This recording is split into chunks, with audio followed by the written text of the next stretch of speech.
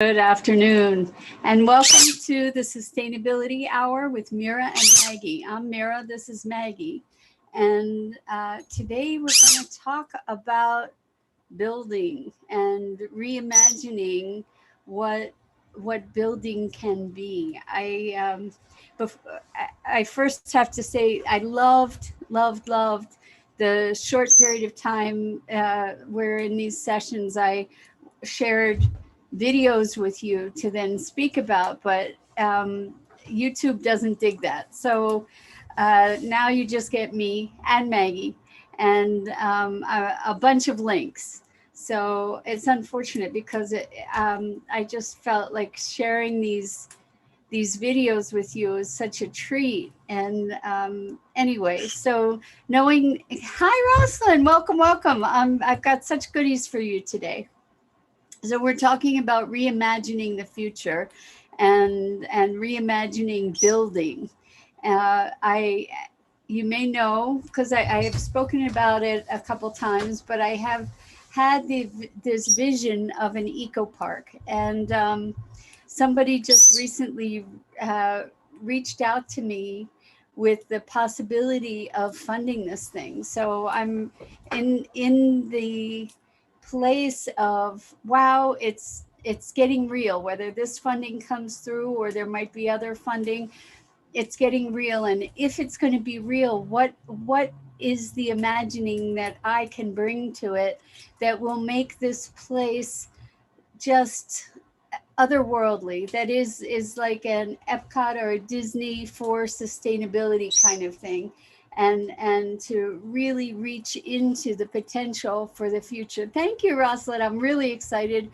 We'll see what comes of it, but yeah, it's very exciting. In any case, what I did, because I'm all about making this place truly magical and accessible all at the same time, where there will be technologies that show us of emerging technologies, and there will be also existing technologies that we can implement, that we can bring back to our communities, that we can create an environment that is a thriving world. So what I did to prepare for today, but also to nurture my imagining, was to go to TED Talks.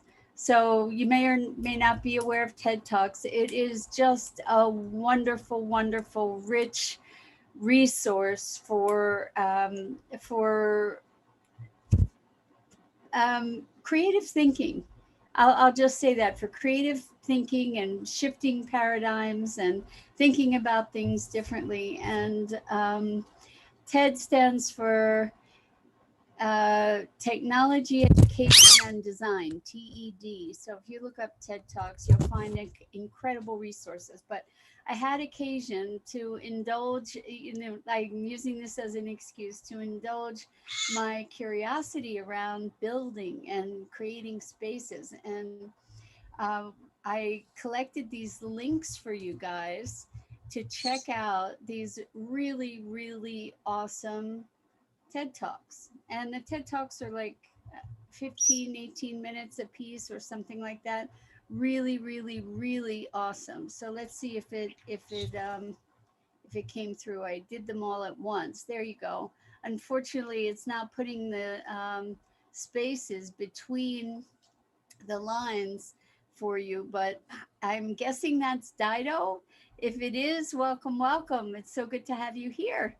And maybe it was a spillover, maybe not. Let's see, 1, 2, 3, 4, 5, 6, and I had 2, 4, 5. So I don't know if that was you, Dido. If it was, welcome. And great to have you here too. So anyway, in looking at these wonderful videos, first there was one of them was about creating spaces, and creating spaces that are conducive to connection. And what was wonderful about that, let's see if I can see which one it is. It's the second one in the chat by Jean Gang, buildings that blend nature and cities. But the thing is that she was actually talking about creating spaces that breed connection, and that what she as an architect is someone who builds relationship. And I thought, what a wonderful concept. And what does that look like? Because certainly I want the eco park to be a place where new ideas are generated, where people connect, where people envision things together, where strangers find their commonalities, where people engage with each other, out of a space of imagination and hope and dreams, and bringing that to reality, and a commitment to thriving, and all the best of what humanity can be in terms of the way that we collaborate with our living planet. Um, so Jean Gang was talking in that TED talk about creating spaces that are conducive to relationship. And one of the examples I thought was just brilliant. And that was a police station. So especially in these times when there's so much friction between community and police, to be able to create a space where the community embraces the police and the police are connected to the community, that's a pretty radical feat. And so interestingly, what they had done originally, what the police department had done, is they created the same building and they put it in all these different communities, and it did nothing to create connection. Certainly, I mean, it was just this building and it was isolated, and the community saw it as something other, so to speak. So what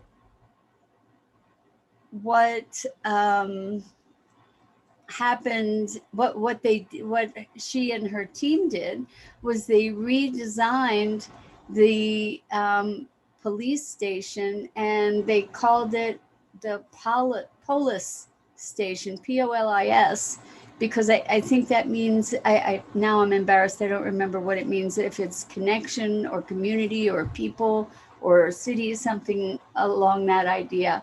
And they had a basketball court there, or a half court for basketball. They had this open space where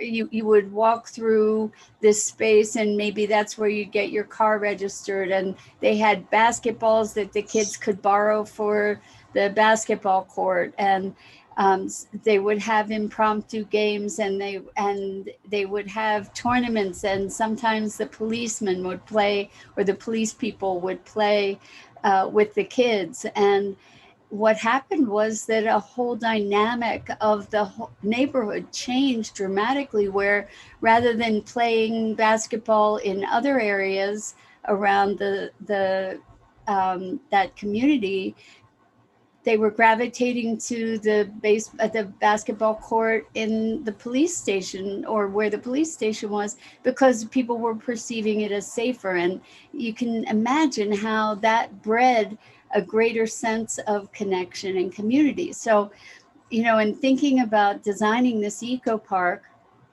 I'm thinking about all these wonderful things. And certainly one is to be able to plan the space in such a way that it's welcoming, that people can revel and be in a space of awe and wonder and connection and community, and feel like, even though this place is so different, that they're coming home, like that they're welcomed, that they're connected. That's the whole idea, because underlying this whole dynamic of the eco park is the shift of paradigm from this idea of being separate from the world and from nature, the natural world, and each other as well, to breeding a sense of connection and unity and oneness, and recognizing that we're part of this thing, that each one of us is part of this interconnected living planet. So the quality of these spaces to be able to nurture relationship was obviously an important piece. So then another one of these wonderful TED Talks was, let's see, I think it's the third one. It was Deborah Mesa Molina, uh, creating stunning buildings from raw imperfect materials. And it was beautiful because it took me out of the notion of, the building box. We typically are building things with regular materials. We're building things that are modular. We have things that are cut to a specific length, that are meeting certain specifications. And what that TED Talk talks about is how brilliantly they stepped outside the box. There was one example of going to a granite mine. I guess it's called, is it a granite mine?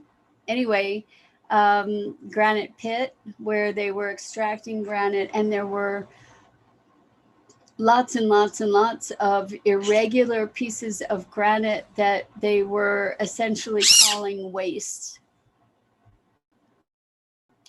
And to be able to get this beautiful square, or a rectangular piece of granite, whatever the shape was, there's all this incredible amount of waste and irregularly shaped pieces that I use the word waste, by the way, with really big air quotes around it, because there is no such thing. And what is beautiful in that TED Talk is how we can be reclaiming uh, and recognizing and valuing all pieces, right? So what they did was they made this incredible granite structure that was all these angular pieces kind of stacked together to make this incredible wall. And it was an open wall, and then built more around it. And what they were doing is using found materials in a way. They were manufactured materials to a certain degree, or processed materials to a certain degree, but they were using these found materials to push the boundary of our concept of building, to be utilizing found elements, which was super, super, super cool, and made something really very, very different that was an invitation to explore. It was. I think you'll enjoy seeing that. It will make you think differently about materials, and how in thinking about materials for building, uh, we often in general talk about thinking outside the box, but literally that's what we're doing here when we're talking about these different modes of building.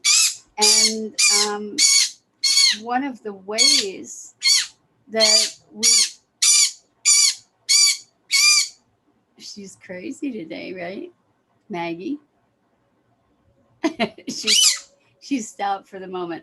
So one of the ways that we can begin to think outside the box is by looking at nature.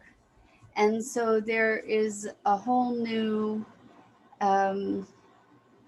discipline, I guess, in building and design called biophilia, biophilia, biophilia, and it's using nature as a teacher to look at some of to solve problems. So I remember for sustainability now. By the way, Thursday, tomorrow is is our movie night. So if you're interested in joining us for movie night tomorrow, we're going to be watching a movie called um, More Than Honey, about the bee colonies and what's happening with bees. It's pretty awesome to be learning about that, and really important. But if you want to join us, you can go to our website at sustainabilitynow.global instead of .com and sign up for our email list. And when you do that, then you'll get our emails, notification emails, and you'll learn about what our movie night schedule is. But anyway, we had done, and we're showing this interview soon coming up by a man named Michael Pollan, who was one of the architects on the Eden Project. You might want to check out the Eden Project. It's remarkable, uh, kind of theme park, kind of, it's really remarkable gardens, but there are these marvelous, huge domes that are, that each contain a different uh, climatic environment. So all different all different temperature zones, temperate zones. Or there's uh, rainforest, and I don't even know what the different zones are. But it was really quite a feat to create this, and it's a horticultural wonderland for sure. It's in England, Cornwall, England, and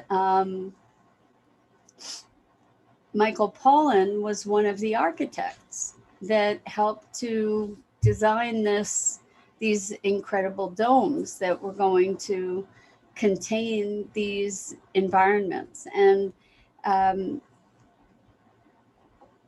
I'm trying to remember. Okay, so he gave an example, if I'm recalling correctly, of a building that he was designing, and they wanted to be able to bring light down into the lower levels of the building. Um, and the way that they solved the challenge was by researching and learning about the mechanism of a particular fish, of its eye, and the way that, I think it had to do with the way this fish was able to see, because it was a deep sea fish. The way this fish was able to, its eye was able to capture the reflected light or something, and it had some kind of um, I don't know if it had some kind of almost photosynthetic process that it did in the fish. I don't remember the exact details. I'll be looking forward to seeing this interview coming up soon in a couple weeks, to be reminded of that. But nature, nature's genius is just remarkable. And I mean, like, think about spider webs and the strength of spider webs, and how thin they are, and to be able to deconstruct that kind of thing. So I believe Michael Pollan, Pawlyn, also has a TED talk that you might want to check out, um, talking about biophilic design, design based on nature. So let's see. Then there was Rachel Armstrong was talking about nature, buildings that repair themselves, or architecture that repairs itself. And she was talking about Florence and using, she was talking about the granite structures. And what's happening in Florence is that all the wooden pilings that are holding the city together, or that provide the foundation for the city, are are degrading. They're deteriorating. And so, how the question and the challenge is how to reinforce those pilings in a way that would make those, that would solidify the city. Hi, Cindy. Welcome. Yes, crumbling. So the city is essentially falling into the water, and so the solution that they came up with was brilliant. There are she didn't use the word corals, but it's possible to grow, essentially to grow corals under the city around these pilings. And she was talking about certain organisms that they had engineered. Maggie, Maggie, come here, baby. Here, come talk to everybody. Come talk to everybody. You've got an audience here. Where? So they had engineered these organisms without DNA, some of which would be attracted to light, and some of which would be attracted to dark. And these aren't actual corals, but although I have heard about growing coral to create like islands to be able to build on, for example, and also to um, rehabilitate or reignite a whole coral reef. But that's another story. But in any case, these organisms would be migrating either to areas where there was light or areas where there was dark, and they would essentially be leaving this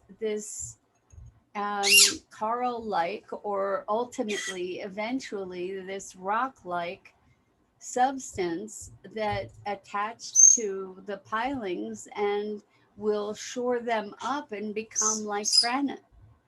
And what a brilliant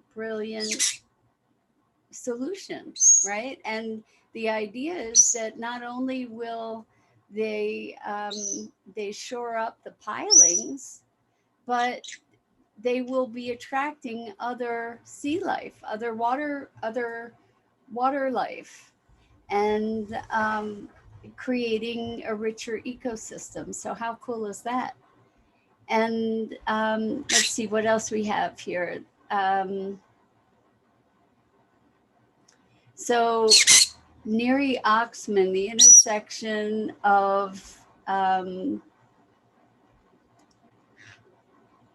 the inner. I just see that there's a duplicate here. The link got duplicated somehow. I'm not sure how that happened, but anyway, the design at the intersection of technology and biology. And what was fascinating in that video, and I didn't get to see the whole thing yet, I'm excited to though, is that they are manufacturing through creative use of materials, creating objects that are seamless. In other words, that are not made of components, but that are one unified object. And one of the examples, if you want to check it out, it's really interesting, is they're using 3D printing. And one of the examples was a vest and skirt that very futuristic, not something you'd wear to the grocery store, but something that they manufactured out of one piece. So it's all one piece, and they're taking that same concept to building. And one of the, let me make sure I don't think I'm confusing this with, yeah. Um, so they're taking this concept to building. And one of the examples that she gave that was so remarkable was that they took a whole bunch of shrimp shells, because of the material can be made. Essentially, they took these shrimp shells and ground them up and made them into a paste that then dried and was incredibly hard and strong.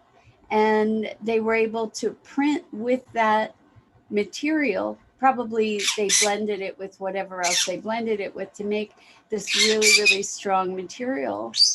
And we're 3D printing this remarkable structure. So when we look at nature and take a clue from nature and nature's forms, um, to to create in context with nature rather than um, separate from it. Like when we look at the whole picture, new opportunities, new possibilities can emerge for not only materials, but the shape of buildings, the design within the building, the materials that we're building with, the function that we're building into a building. For instance, building into a building that it has intelligence. I mean, there's mixed reviews on smart cities and smart buildings, but using technology to be able to um, fit things together. That seems also to be a theme through some of these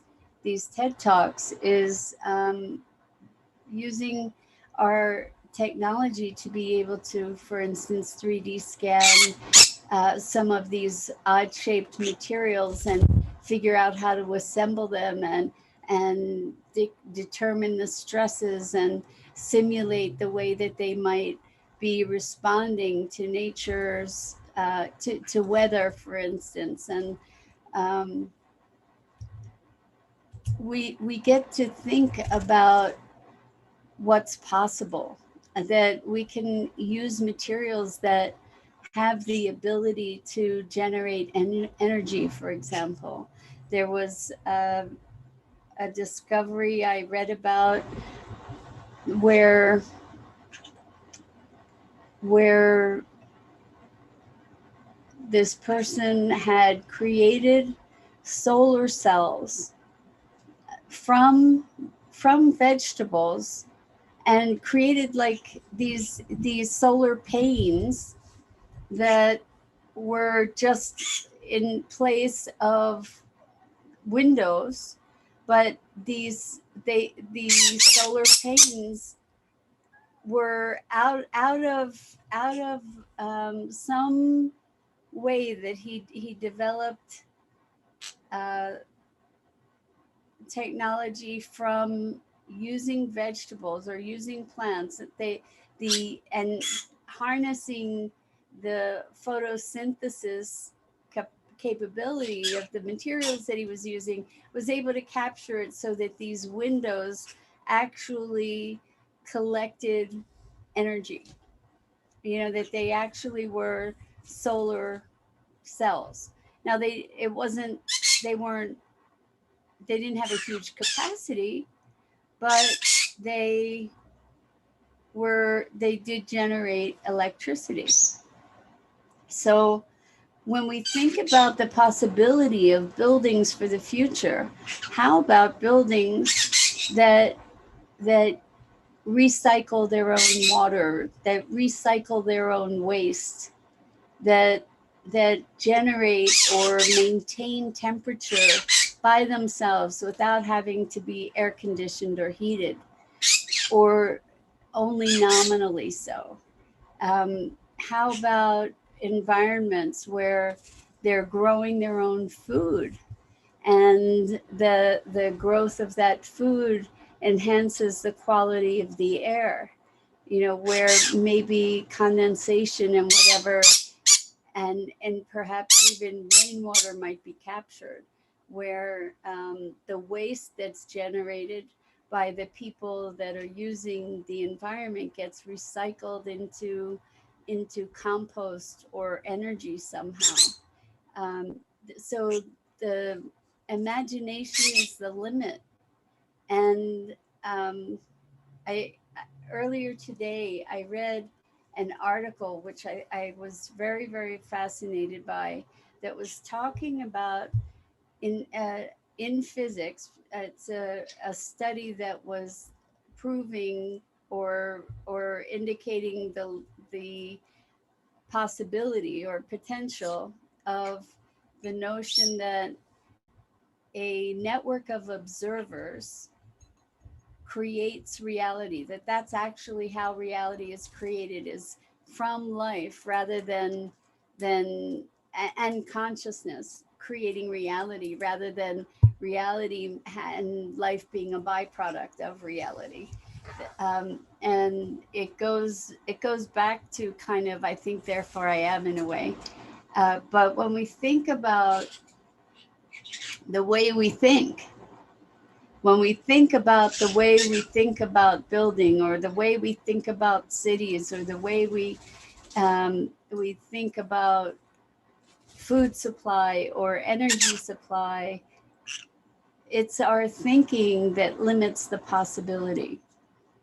And when we learn to step out of the convention,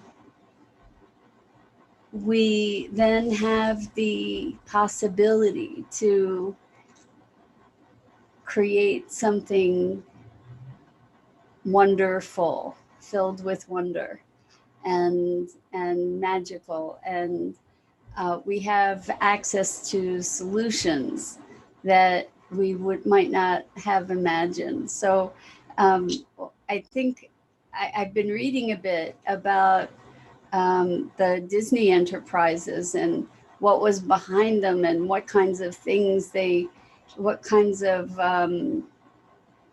challenges they took on, and what the costs were, et cetera, et cetera. And Disney has a whole team of people they call Imagineers, people who their job is to think outside the box, to generate new ideas. And what a gift, what an amazing thing to be able to do, to just come up with new ideas for how things can be, and how to solve unsolvable problems, and how to be able to just access that magical creative spark that that opens up whole new worlds, and opens up experience and awe and wonder and delight.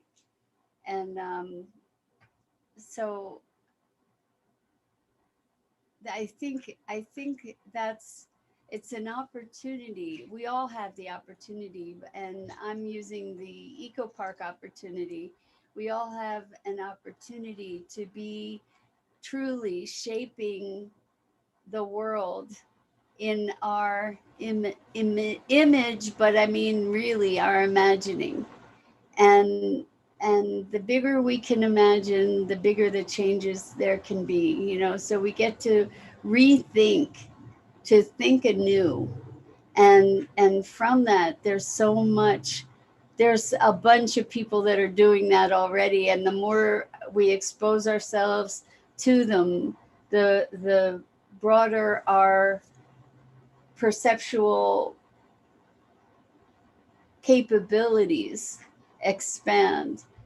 So if we can just observe the world around us a bit more, it can teach us so much. You know, humanity has suffered from such a high degree of arrogance and um, false superiority. You know, to believe that we're smarter than nature, and now there's a greater and greater recognition of nature's genius and Gaia's genius, you know, this living planet and all the systems that are in effect. And it's beyond systems, it's life, all of the dynamics that we can't even begin to fathom. You know, we're just recognizing that there are dynamics here that we can't begin to fathom, you know, and just starting to look at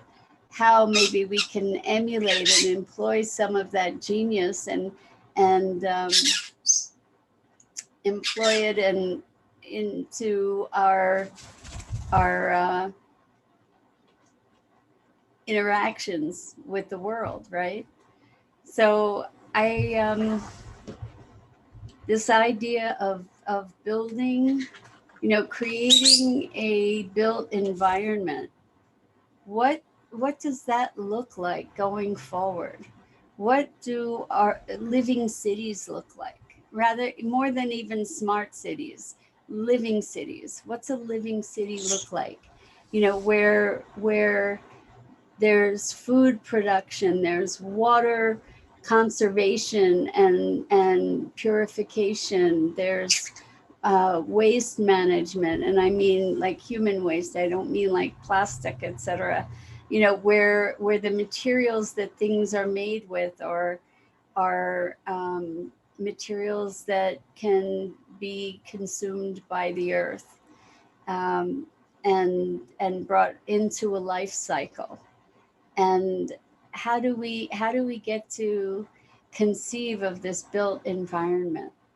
And I'm wondering what your thoughts are on this. Like, um, I I love looking at solutions and creative ways to be moving forward. And there are so many people doing so many remarkable things that to really, really bring about a future that is one of thriving rather than the notion of endless growth.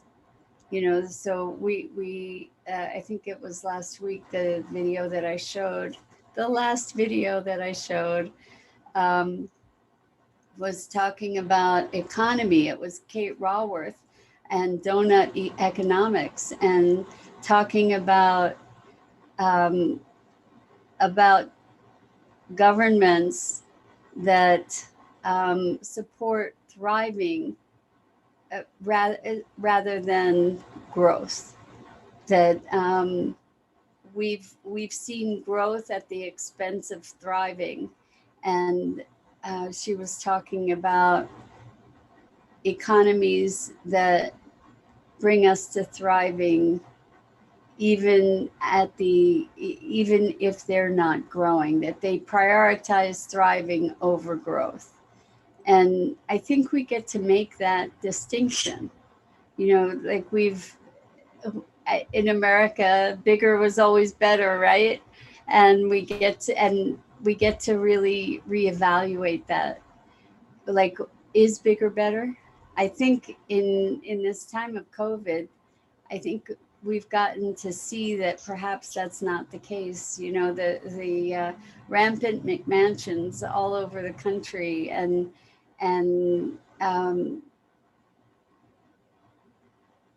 I think that we got to reassess in a lot of ways. I hope we did, and um, I see so much potential and so much hopefulness and so much possibility with the alignment of heart and mind in our technology, in our building, in our policies. When we can align ourselves to our hearts there come from this connection. You know, we're talking about a shift of paradigm that reflects itself in everything we do. The shift from isolation or individuation. Not that look, I am a I am an extreme individualist in that maybe that's not the right word, but I'm all about individual expression, and I value that tremendously. And I recognize that we're all connected, and that there needs to be a shift from this isolation. That's better than the word individuation or individual. The isolation, the separateness, the perception of separateness needs to shift.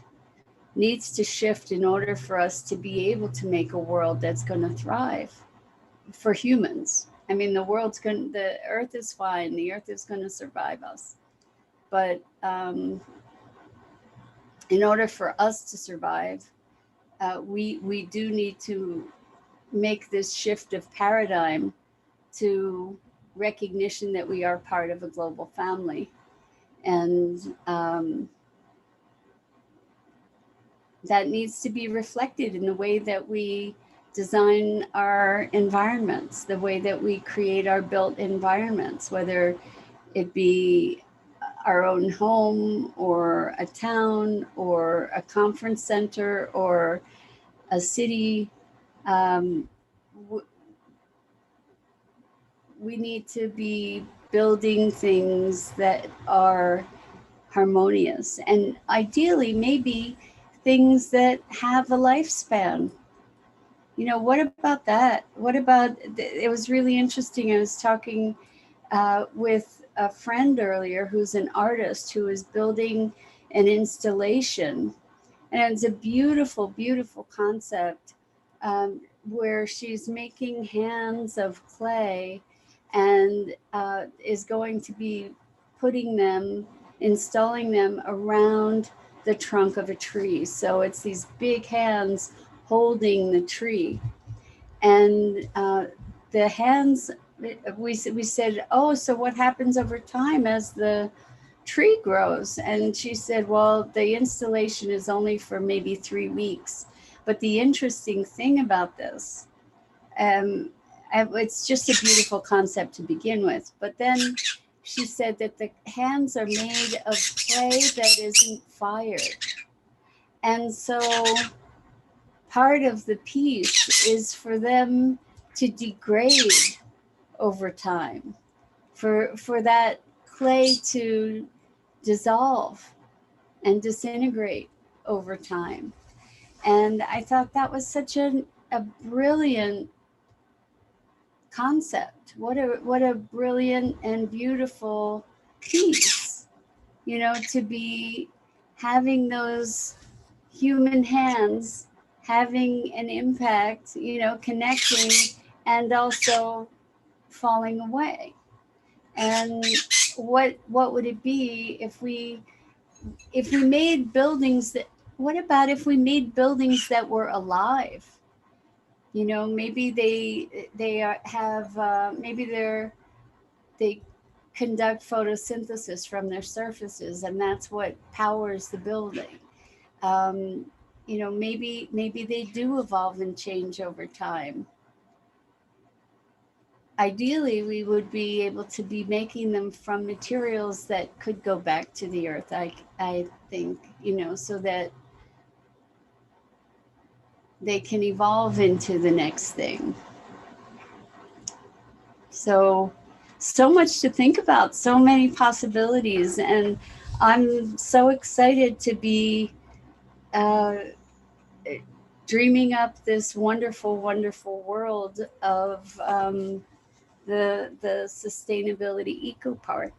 But you know, talking through this, I wonder if you have any ideas for names. I'm going to put out a request for support in coming up with a name for the eco park.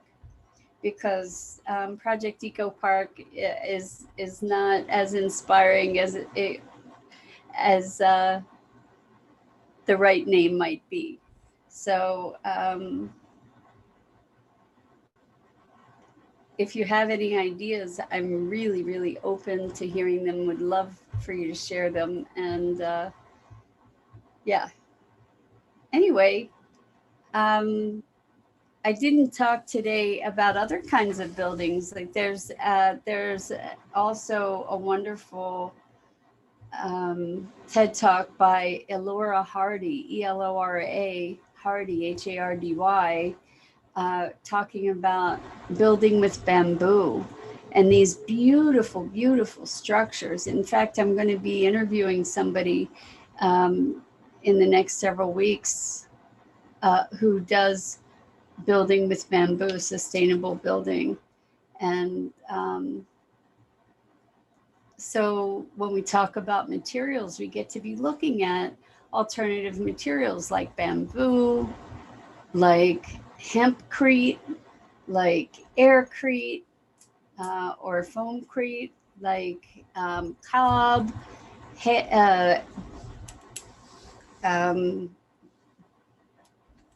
what is it? Hay bale. There's all different ways of buildings that can be really cost effective and very ecologically sound. And the thing is that we need to be shifting the zoning laws to be able to support these other forms of building that are a lot more ecologically minded, that are a lot more environmentally sound.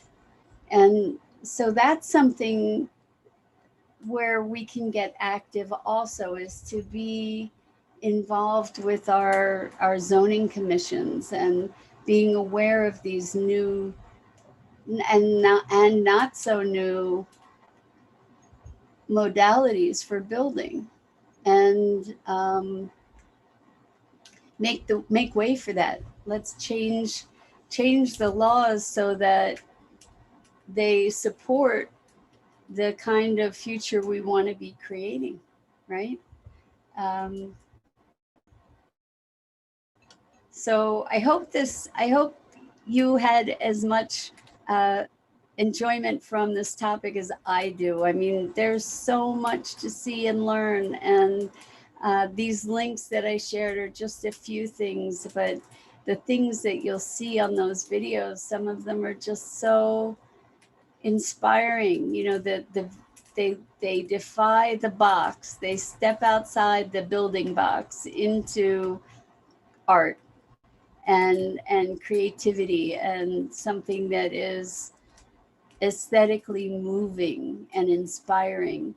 And I think that for the eco park, that is one of the, maybe it is the most important thing, is inspiration and education. Because I think when we get exposed to new ideas, then that's the beginning of change.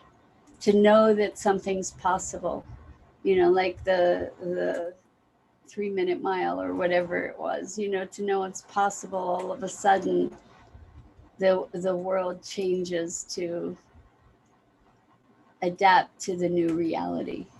So I think I'm going to call it a day. I so appreciate you being here with me and with Maggie. And we go live here on Enlightened World Network, One with the Earth, every Wednesday afternoon at 1 p.m. Eastern Time. And it's a delight to spend this time with you and share these ideas. I wish I could still show videos. I guess I wasn't ever supposed to, but I hope you guys take a look at these links, and that it's just opens up a wonderful rabbit hole for you to go down and explore and enjoy. So until next time, Thank you, thank you, thank you for being here. And I look forward to being with you again sometime.